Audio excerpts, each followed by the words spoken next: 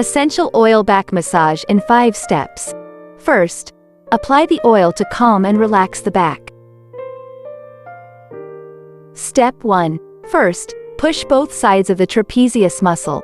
Make a fist and apply stronger pressure.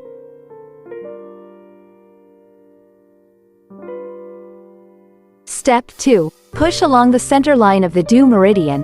Combine the thumbs together, from top to bottom. You can use the palm to push straight or use the knuckles. Step 3. Push straight along both sides of the bladder meridian down to the waist. Step 4. Push both sides of the shoulder blades, alternating left and right. Step 5. Make a fist and use the knuckles to push, strengthening the entire back. Be careful not to apply too much pressure on the spine. Did you learn this technique?